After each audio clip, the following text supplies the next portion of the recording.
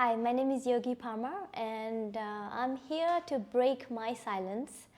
And I am doing this voluntarily because I feel that what I have to share in my story will free me as well as make a difference to a lot of people who maybe have experienced similar things to what I had in my past. So that's why I'm here.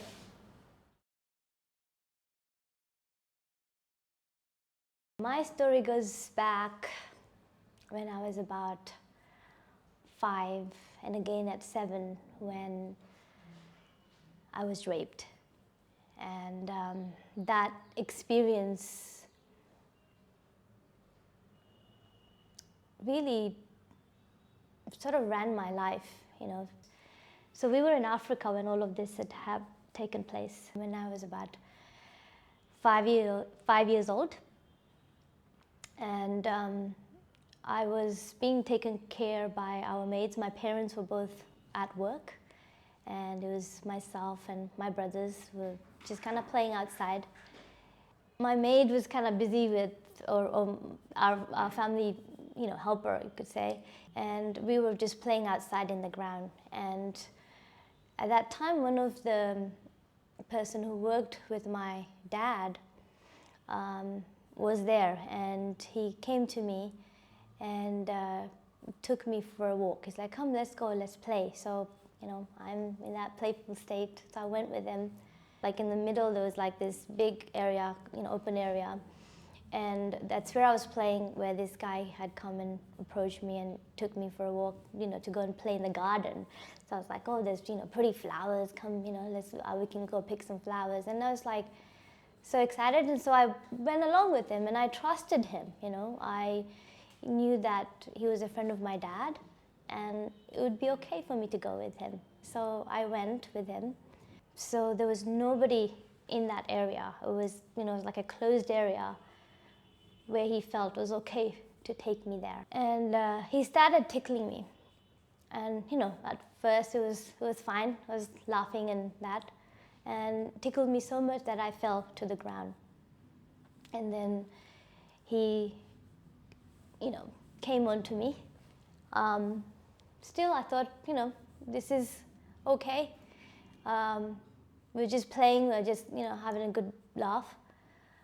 But then he started touching me in places that I felt uncomfortable. And I didn't know what was happening, and I kind of pushed his hand away, or tried to push him away, but his body was so heavy, like he was on top of me. I was 5, and I knew this is not normal. This is something different, something weird. Yet I didn't have the strength to push him. I said no. And I did, try to push him, but he just continued, being on top of me and started kissing me. Came to my mouth and started kissing me there, and I was, kept turning away this way. And then he started, because I was wearing a dress, so he pulled my dress up and took my underwear off. And I was like, nobody does that to me. At that age, I was, dressing myself up.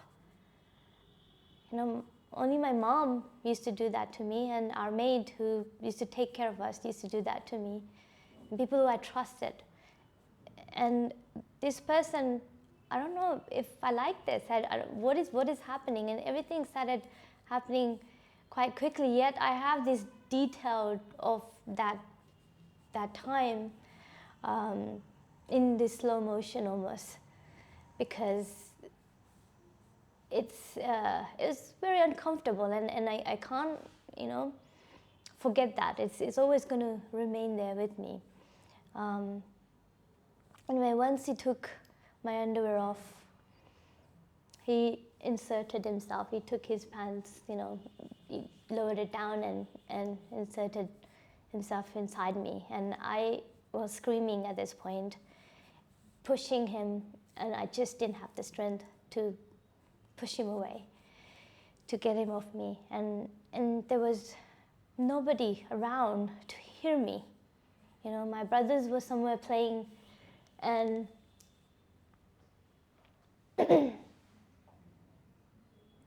and there was nobody there to hear my call for help. And so he kind of did what he had to, and right after he finished, he urinated right there, and my whole legs were covered in his urine. And I remember myself just like in shock, wanted to run, but I didn't know, I just like kind of curled up like this, after what he did. Then he told me that you go and clean yourself up and don't tell anybody. If you tell anybody, then you're going to be in a lot of trouble. You'll be in big trouble. If your parents find out what you've done, he made it like it was my fault. And I guess maybe part of me maybe felt that, maybe it was me who made this happen.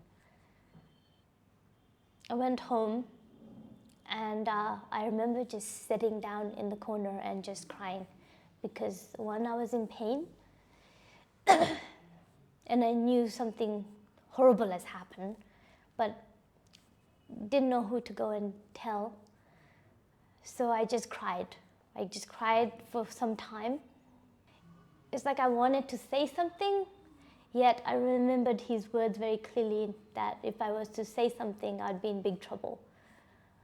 So like that, that was like the first experience of rape.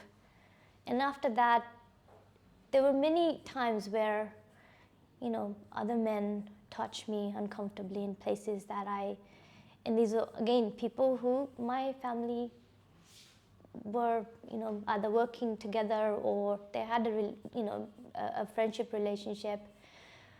It wasn't like I could get away from it, it just felt like, okay, for whatever reason, this is what's happening. And even though I felt that it wasn't right and felt helpless, like I couldn't, like what will happen if I was to tell somebody? I just didn't know what to do about it. When I said no, my no wasn't accepted. It was always, it's okay, it's fine. I really like you, you're very special, and they say words like that makes it okay, maybe. And then another experience I remember,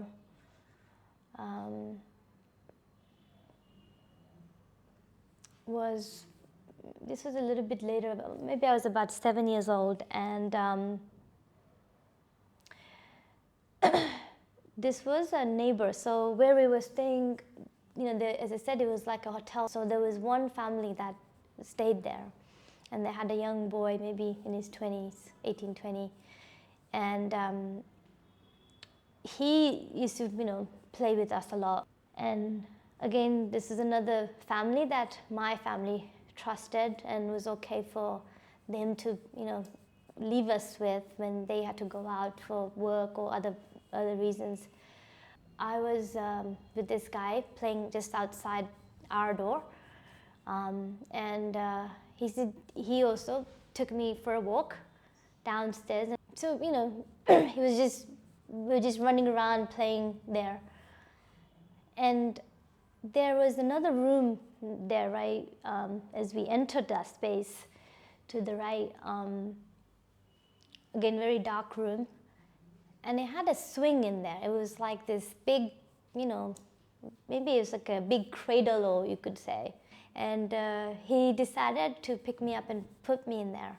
And he was swinging me, and we were just having a good old laugh. And then he came inside that swing, and at first it was like, okay, we're just singing together, having a good laugh. It's fun. Then he kind of started tickling me and started getting closer to me and pushed me down. And again, this guy's on top of me. And started touching me in places. Took my pants off. And I'm like holding on to this, that no, and the way this swing was, it was kind of like closed in, so I couldn't, I was so small that I couldn't get myself out, and I couldn't push him.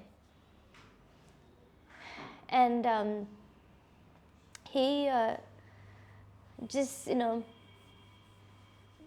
just pushed himself and did what he had to do, touched me in places I was not happy about.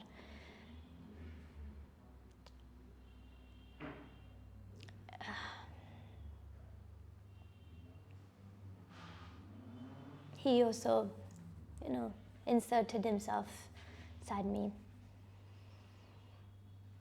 And it was very hard.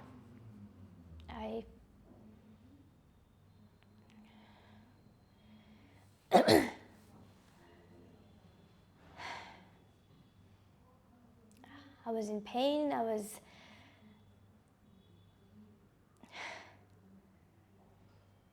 I just felt like, why is this happening? Why are you doing this to me?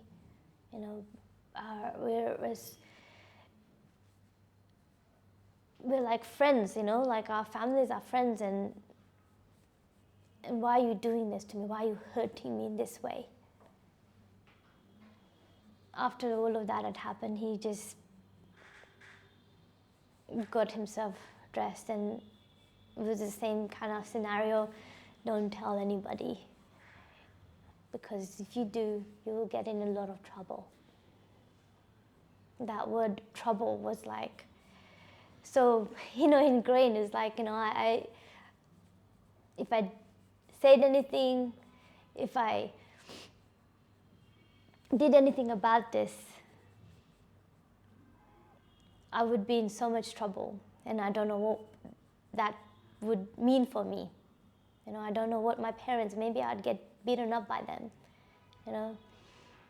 because I'd seen them when they were angry, and I didn't want that anger on me.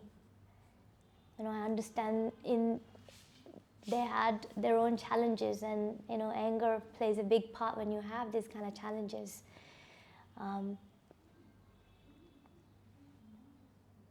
But I didn't feel safe enough to go to them to share this. I felt, safe is not the word, I just didn't feel comfortable going there. I felt like, they have their own stuff going on. If I was to share this with them, this is, adding more to their problems, and maybe they'll fight even more if I was to tell the truth about this. So I chose not to. I chose to stay quiet. Didn't know what exactly had happened at that time. All I knew in my mind and my heart that something crazy, something bad had happened, and I should not speak about this to anybody, because if I was to say this to anybody, I'd be in more trouble. And I don't know what that would be for me. It wasn't until later on in my life that this came back to haunt me. While we were staying with our grandparents, again, even there, I didn't feel, there was, other incidents that took place at a temple. Like, you would not expect to be touched in weird places at a temple, thinking about it now. These are people who are very religious and who have a big respect in the community. And these are the people who disrespect, and take advantage of kids like me at that age. What they did, touching me in places, they would take me in the corners of the temples where there is less traffic, and felt it was okay to touch a little girl who's just coming and playing and coming to take blessings or whatever. They felt it was okay to do that. How dare they do something like that?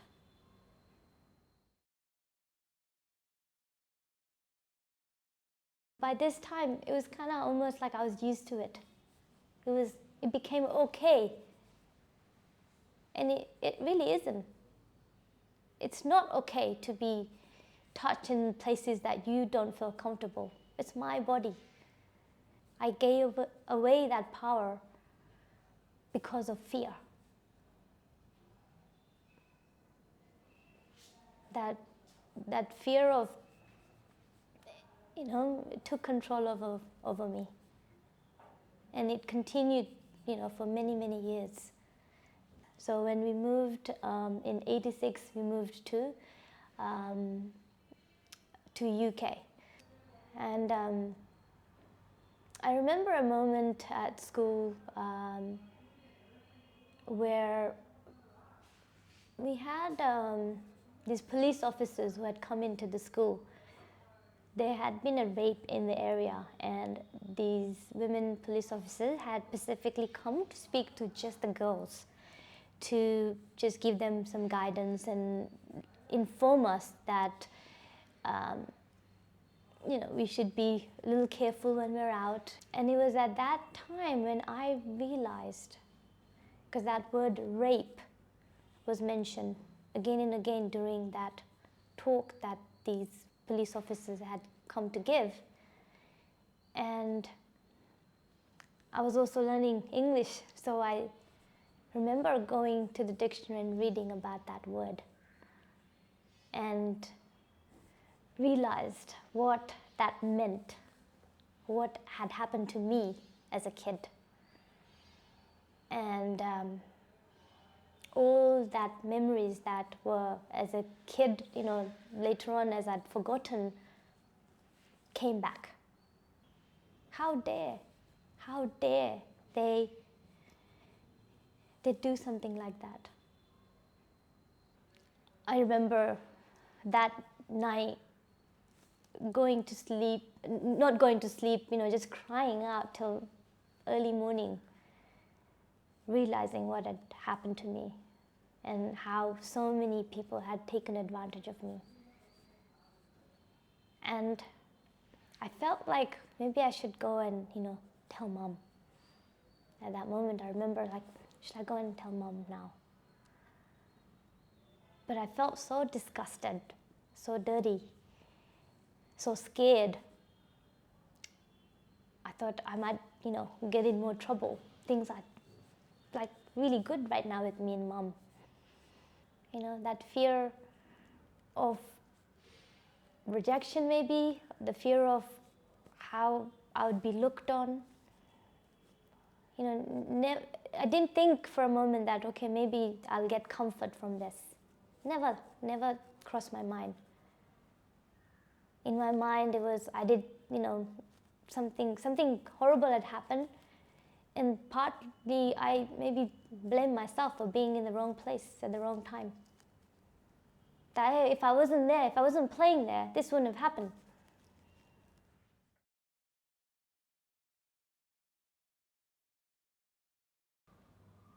So the first person I had shared my story was my husband now.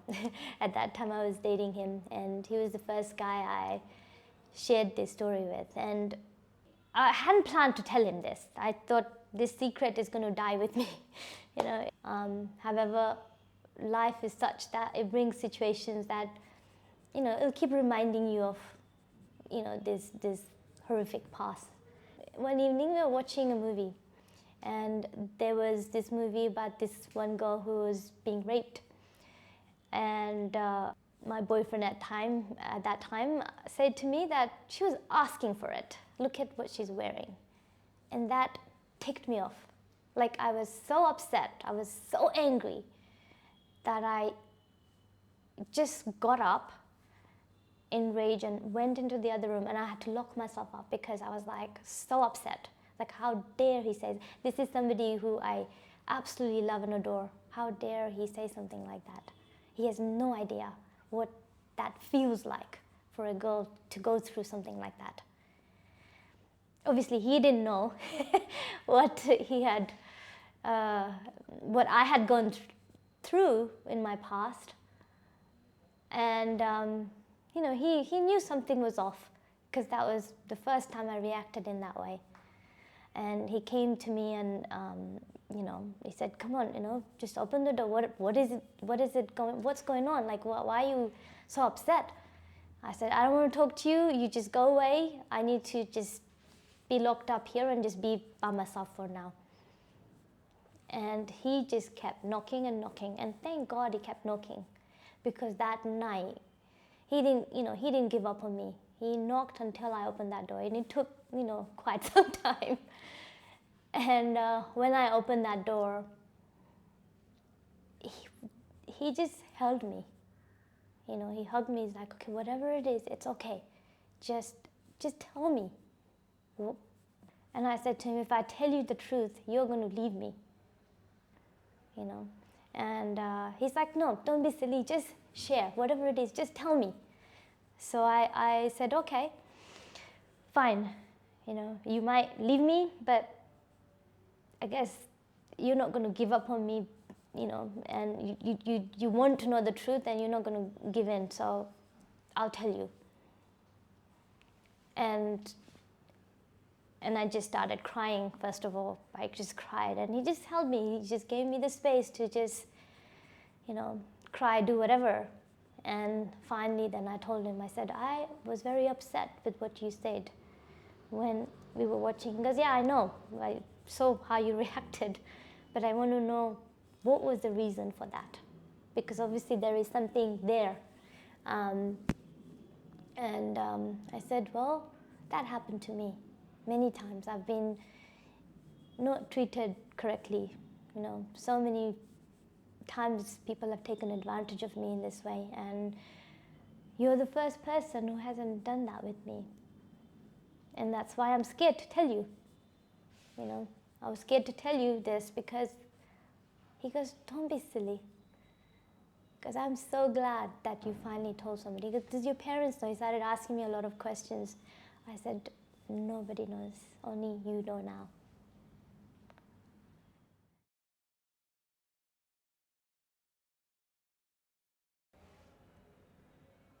And today, after doing so much work, I really had to work on myself a lot over many years. I've come to realize that, it wasn't my fault. I was a kid. What these guys did to me was not right. They took advantage of me. For some part of my life, I even had this anger towards my parents. That why wasn't I protected by them? Why were they so busy that they didn't protect me? I had this upset, and I think that's why it caused a lot of charge in our relationship, as later on, as we started getting closer. I mean, the reality is, they did the best they could as my parents in the circumstances they were in at that time. And maybe if I had gone to them, maybe things would have been different. Maybe they would have supported me. Maybe it would have been different.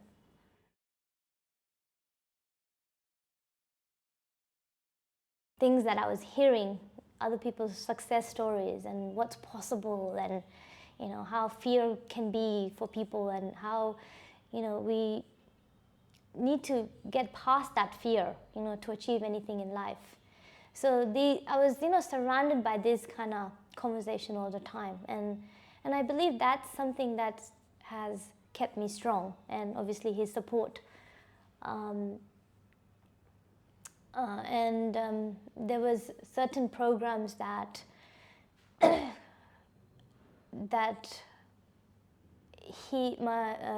had said, just go and attend this program. I remember doing the first program with him together, and I got some breakthroughs from that. That was like the beginning of my journey, and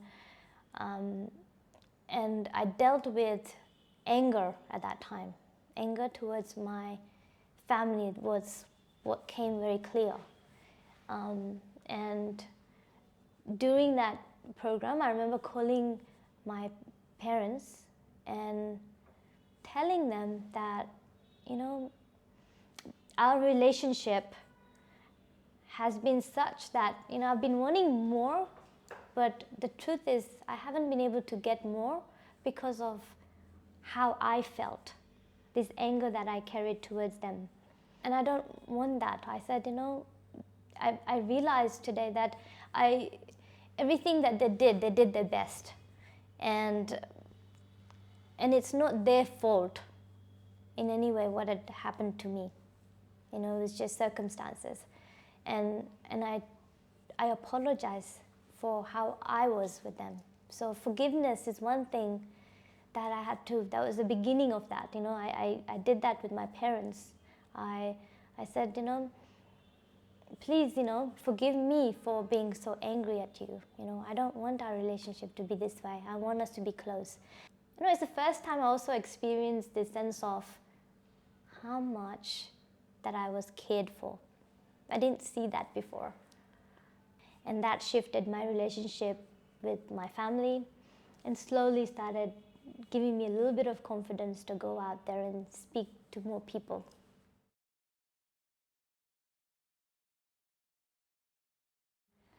There's part of me didn't want to speak my truth. I was, and I'm done being afraid.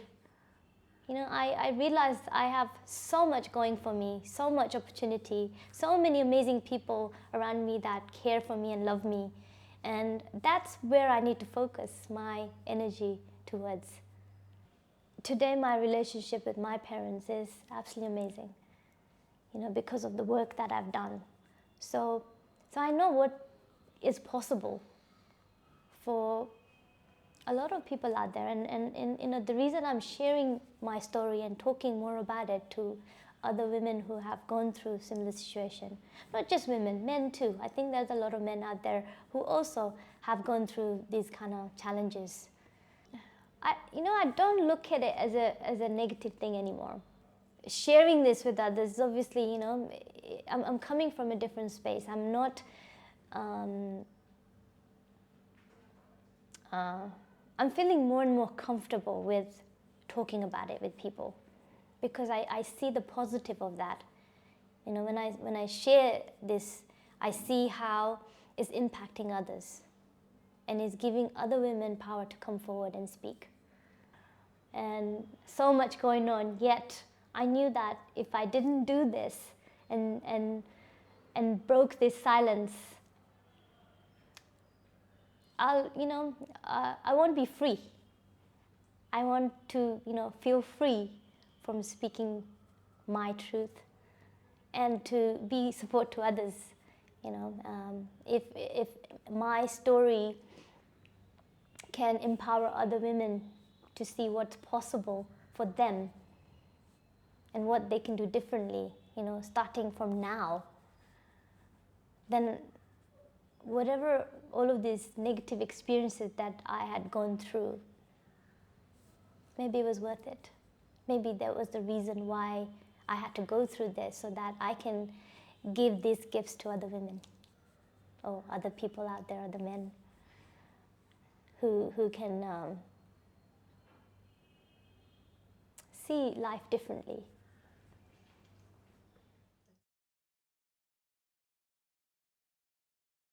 I think it's important for them to know that they don't need to live in this fear state. You know, it's important for them to know that they should speak about it. Don't let these secrets run your life. You know, we've been given this amazing, beautiful life to live. You know, live it to the max, to the fullest. You know, there is so many wonderful opportunities that come our way, and don't let these past negative experiences stop you from, you know, going for these wonderful opportunities that are coming to you now. It's, you know, what do you have right now? Look at all the good, positive things that you have in your life. Because, see, when you have a difficult past, what happens is you end up just swimming around in that all the time. Okay? Even when there's positive things happening in your life, you become blind to that. Okay? But when you start shifting yourself and start looking for only the positive and being in a place of forgiveness and gratitude, you will start seeing, you know, the value there. And I think that's kind of what happened with me. You know, even though all of this had happened in my life, I managed to find an amazing husband. I have 2 beautiful girls. I have an amazing life with my current family. My relationship with a lot of my friends is absolutely amazing. So, you know, if you stop and think about all the positives in your life, rather than being stuck in the past, it can do a lot for so many people. You know, I realized that how much I'm capable of doing by myself, and how much I'm able to impact other people, and how much of service I am being to others. And that, you know, lit me up inside. You know, so from that, you know, just over the last few months, like just on last month in June, I launched my, you know, business, my first business ever. I have a business partner. You know, I did my first business trip. This would not have been possible if I hadn't shifted my thinking, my choices, if I hadn't started sharing with other people about my past. I didn't want to be stuck anymore. And you know what? Today I am like so excited for my life moving forward. I have so much to offer, and you know, I'm ready, you know, to go out there and achieve even more. You know, given the circumstance of what happened in the past, I've already accomplished a lot. But now, being free of this, there is so much else I can, you know, I can give. It's taken me a long time to realize this lesson, that I have a choice on how I live my life. I have a choice every day. And I know doing this interview, there are going to be people out there that may not appreciate what I have to share, what I have to, you know, it might shame them. They may feel like, oh my God, you know, this has happened. How do we even be with her now? And I'm okay with that. I'm done living my life in this fear. I need to be free of this. I need to be me. And this is who I haven't been all this time, because I've been hiding. I've been hiding this whole time. So I'm almost at a point in my life that I don't really give a crap what you think. I really don't. I really don't. I have, you know, hurt myself in that process of, you know, thinking about, oh my God, he's thinking this. Oh, she's thinking this. That family member this. That family, oh, they think this of me. They don't accept me. Who cares? If you don't accept me for who I am, you're missing out. I'm sorry. You know, I'm better than that. I deserve an amazing life. I have everything amazing going on in my life, as I said. And being free and breaking their silence and just sharing with the world, it'll just take me to the next level.